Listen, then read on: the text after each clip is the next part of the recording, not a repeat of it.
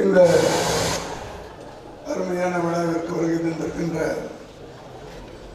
தயாரிப்பாளர் நண்பர்களே, பத்திரிகை தொலைக்காட்சி மீடியா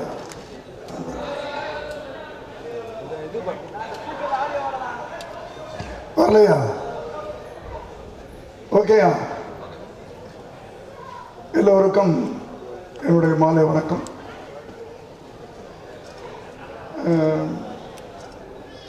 என்னுடைய ஹலோ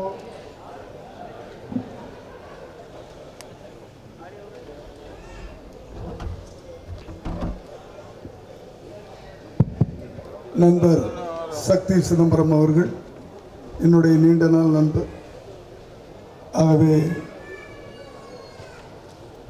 அவர் வெற்றி பெற வேண்டும் என்ற ஒரு எண்ணத்திலே உடல்நிலை சரியில்லை என்றாலும் இந்த விழாவிலே கலந்து கொள்ள வேண்டும் என்று வந்திருக்கிறேன். நான் இங்கே சொன்னாங்க பேசும்போது என்னமோ எலெக்ஷன் பிஸி, நான் எங்கேயுமே போகிறதில்லை. போகிறதுக்கு என் உடல்நிலை ஒத்துழைக்காத நிலையிலும் இந்த விளைவில் கலந்து கொண்டிருக்கிறேன். இந்த படத்தை பற்றி ஜெயிக்கிற குதிரை, முதல்ல பல விஷயங்கள் இதில் இந்த படம் வெற்றி பெறும் என்பதற்கு பல விஷயங்களை இதில் சொல்லலாம் நான் நினைக்கிறேன். முதல்ல டைட்டில், நம்ம நினைவுதான் வெற்றி தோல்வியை நிர்ணயிக்கிறது அப்படின்னு சொல்லுவாங்க.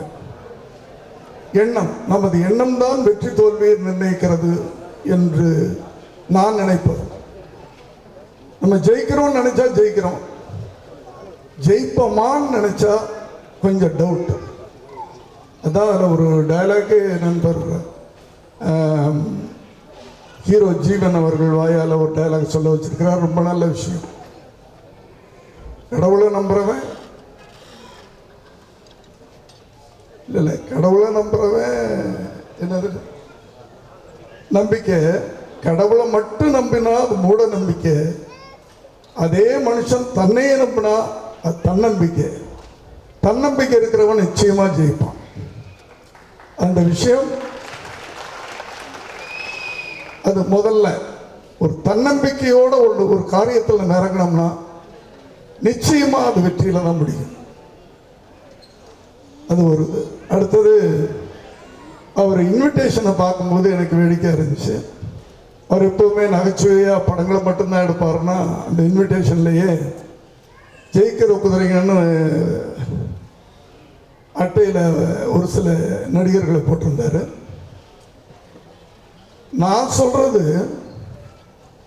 குதிரை எவ்வளவு திறமையான குதிரையா இருந்தாலும், ஜெயிக்கிற குதிரையா இருந்தாலும், ஜாக்கி சரியில்லைன்னா குதிரை கவுந்துடும். ஜாக்கின்றவன் டைரக்டர்.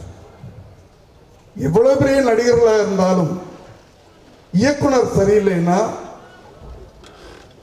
அந்த நடிகருக்கு வெற்றி கிடைக்காது.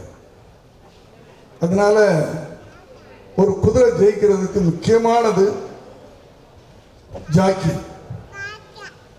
அந்த ஜாக்கி தான் இந்த ஜெயிக்கிற குதிரையுடைய ஜாக்கி சக்தி சிதம்பரம். அதை பற்றி சொல்லணும்னா நிறைய சொல்லலாம். ஆனால் நிறைய பேர் உட்கார்ந்துருக்கிறாங்க, டைம் எடுத்துக்கிட்டா ரொம்பாயிடும். குறிப்பாக பல வெற்றி படங்களை நகைச்சுவையாக சொல்லி சொல்லி அவர் வெற்றி அடைந்திருக்கிறார். இடையில என்னமோ ஒரு தேக்கம் அப்படின்னு அவர் சொன்னார் பேசும்போது. ஒரு கலைஞனுக்கு ஒரு கேப் நிச்சயமா அவசியம். கேப் இல்லாமல் போயிட்டு இருக்கிறவன் தொடர்ந்து வெற்றி அடைய முடியாது. ஒரு கேப் வரும்போது தான் நம்ம எதுக்காக இந்த கேப் வந்திருக்கு, எதுக்காக நம்ம தோல்வி வந்திருக்குதுன்னு கொஞ்சம் திங்க் பண்ண தோணும். அப்படி அந்த கேப்புக்கு பிறகு செய்கின்ற ஒரு கலைஞருடைய படைப்பு நிச்சயமாக வெற்றி பெறும். நண்பர் தயாரிப்பாளர் ஆர்பி சௌத்ரி சார் அவர்களை பற்றி சொல்லும்போது, ஆரம்ப காலத்தில் முந்தின படம் யார் தோல்வி கொடுத்துருக்காங்களோ அந்த இயக்குனரை கூப்பிடுவார். ஏன்னா தோல்வி கொடுத்த இயக்குனர்கள் தான் ஒரு வெறியோட வெற்றி அடையணுன்ற வெறியோட வேலை செய்வாங்கன்னு சொல்லுவார் அவர். அப்படி நிச்சயமாக இந்த கேப் சக்தி சிதம்பரத்துக்கு ஒரு வெற்றியாக இருக்கு. அடுத்த அட்டையில் போட்டிருந்த அந்த நடிகர்கள்லாம் சும்மா அவர்கள் நடிக்கும் பந்தய குதிரை என்ன ஜெயிக்கிற குதிரை அப்படின்னு போட்டாராக்குன்னு நினச்சேன். ஒரு பாட்டில் அத்தனை பேர் நடிச்சிருக்கிறாங்க. அது ஒரு நடிக்க வச்சிருக்கிறாரு ஒரு திறமையா. இப்படி பல விஷயங்கள். இன்னொரு எனக்கு இந்த தாயை பற்றி வருகின்ற பாடல்கள் இடம்பெற்ற படங்கள்லாம் பெரிய பெரிய ஹிட்டாக இருக்காது எம்ஜிஆர் காலத்தில். அது ஒரு நல்ல சென்டிமெண்ட். அதில் ஒரு தளபதி இப்படி பல படங்கள். இப்போ கடைசியாக விஜய் ஆண்டனி படத்தை சொல்லலாம். இப்படி ஒரு தாயை பற்றி வருகிற பாடல் அந்த படத்தில் இருந்தால் அந்த பாடல் நிச்சயம், அந்த படம் நிச்சயமாக வெற்றி பெறும். இப்படி பல காரணங்கள் இருக்குது. இங்கே மேடையில் அமர்ந்திருக்கின்ற நண்பர்கள் எல்லாருமே நண்பர்கள். எனக்கு வந்த உடனே ஒரு சின்ன பயம் வந்துச்சு.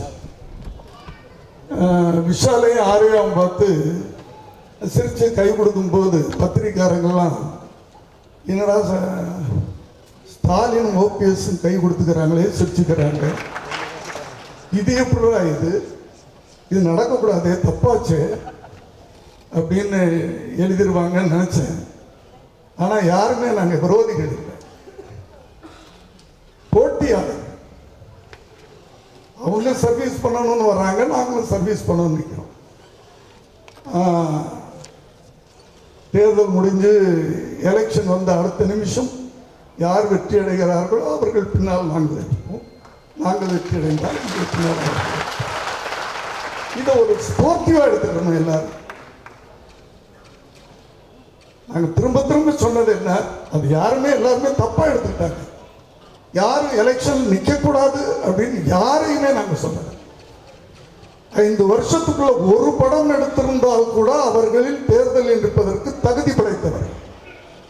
ஆகவே அவங்கள தேர்தல் நிற்கக்கூடாதுன்னு சொன்னாவே தப்பது. ஆனால் ஒரு முறை இருக்கிறது, அந்த முறையை கடைபிடித்து வாருங்கள் என்றுதான் சொன்னமே தவிர, இப்போ என் வீட்டுக்கு ஒருத்தர் ஐயா உனக்கு ஹெல்ப் பண்ணணும் அப்படின்னு நினைக்கிறாரு. என் வீட்டுக்கு வரணும்னா நான் ஒரு முறை வச்சிருக்கிறேன். முதல்ல ஃபோன் பண்ணி கேட்டுக்க, நான் வீட்டில் இருக்கிறான்னு கேட்டுக்க,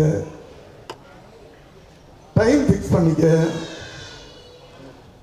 வந்து வீட்டு கதவு பெல்ல தட்டினா நான் கதவு திறக்க போகிறேன், உள்ளே எனக்கு என்ன ஹெல்ப் பண்ணணுமோ பண்ணிட்டு போ. அதை விட்டுட்டு இந்த ஒழுங்குலாம் கிடையாது, கதவை உடைச்சிட்டு உனக்கு நான் உள்ள ஹெல்ப் பண்ண போகிறேன் அப்படின்னு சொல்கிறது நியாயம் இல்லை அப்படின்னு தான் சொன்னவே தவிர வேற எந்த விதத்திலும் யாரையுமே நாங்கள் சொல்லலை. ஏன்னா எல்லாருமே எங்களுடைய நண்பர்கள், எல்லாருமே தயாரிப்பாளர்கள். இப்போ ஒரு டைரக்டர் என்னை நீ டைரக்டரால் வந்த, நீ எப்படி தயாரிப்பாளர் சங்கத்துக்கு வரலான்னு கேட்டால் என்னால் பதில் சொல்ல முடியாது. ஏன்னா நான் ஆரம்ப காலம் இயக்குனராக தான் வந்தேன். அதே போல் ஆர்ட் டைரக்டர் இப்போ தயாரிப்பாளர் இருக்காது. சினிமாவில் இருக்கின்ற அத்தனை கிராஃப்டில் இருக்கிறவங்களும் தயாரிப்பாளராக இருக்கிறாங்க. அதனால ஒரு முறையோடு வரமாட்டேன்றீங்களே அப்படின்ற ஒரு ஆதங்கம் தானே தவிர வேற எந்த விதமான யார் மீதும் வருத்தம் இல்லை. நல்லது பண்ணட்டும், நல்லவங்களாக இருக்கிறாங்க. அவ்வளோ என்கிட்ட ஒரு சில நண்பர்கள் கேட்டாங்க, போன அமைப்புக்கு நீங்கள் தானே கூட இருந்தீங்க, நீங்கள் தானே ஓட்டு கேட்டீங்க, அவங்க என்ன பண்ணாங்கன்னு ரொம்ப பேர் கேட்குறாங்க. ஒரு முறையும் நல்லது பண்ணணும்னு தான் நினைக்கிறோம். இந்த போன அமைப்பில் இருந்தவர்கள்லாம் இங்கே இருக்கிறாங்க. ஒரு எப்படி நான் சொல்லணும்னா, நண்பர் டிசிவா இருக்கிறார், போன அமைப்பில் இருந்தவர் தான். வேற யார் இருக்கா, தேனப்பன் சார் இருக்கிறார். எல்லாம் ரொம்ப ஸ்ட்ரிக்டானவங்க. எப்படி ஸ்ட்ரிக்டானவங்கன்னு ஒரே ஒரு உதாரணத்தை சொல்லிட்டு நான் போயிருக்கேன். நான் ஒரு சின்ன படம் எடுக்கிறேன், அது விளம்பரம் பண்ணால் தான் ஓடும். ஒரு போர்டு வச்சிடுறேன், விளம்பர போர்டு.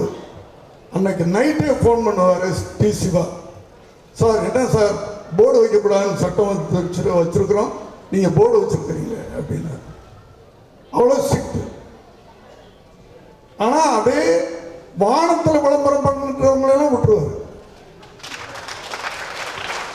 ஏன்னா ஏன்னா பூமியில இல்ல அது இல்லையா, அது பூமியில இல்ல, அது வானத்துல. அவ்வளவு ஸ்ட்ரிக்டானவர்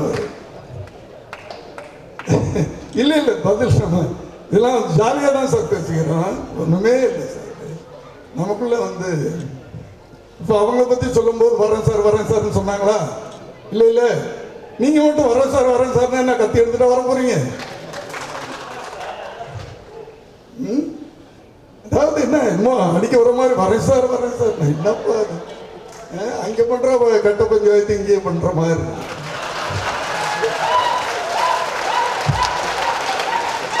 ஐயோ நான் யாரையும் தப்பா சொல்லலம்மா. நீங்க உடனே விஷால் வந்து நான் சொன்னேன் என் வீட்டு கதவை உடைச்சிட்டு உள்ள வந்தீங்கன்னா அதுக்கு விரந்திரிச்சு கை தட்டி இருக்கணும்ல. அதாவது நமக்குள்ள ஜாலியா இருப்போம், சந்தோஷமா இருப்போம் அப்படின்றதான், வேற ஒன்றும் இல்லை. அடுத்து இந்த படத்தில் நடித்தவர்கள்லாம் வந்து நிறைய அந்த ஒரு நடிகர் பட்டாளத்தை பார்த்தா ஒரு பெரிய பட்டாளமே இருக்குது.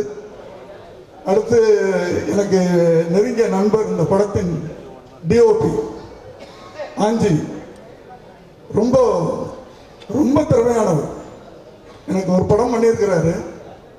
நானே ரொம்ப வேகமாக ஓடுவேன், எனக்கு முன்னாடி அவர் ஓடுவார். அப்படியாப்பட்ட ஒளிப்பதிவாளர். அடுத்தது பாட்டெல்லாம் பார்த்தேன், கலக்கி இருக்கிறீங்க சார். அதை இல்லை எடுத்த விதம் இருக்குது. அந்த பல்லவி 3 பாட்டும் உடைய பல்லவி இந்த இளைஞர்களுக்கு ஏற்ற மாதிரி கலர்ஃபுல்லாக நல்லா எடுத்திருக்கிறீங்க. ஆகவே இந்த படம் மீண்டும், ஏன்னா இவரை பற்றி ஒரே ஒரு வார்த்தை கடைசி சொல்லிட்டு போயிடுறேன்.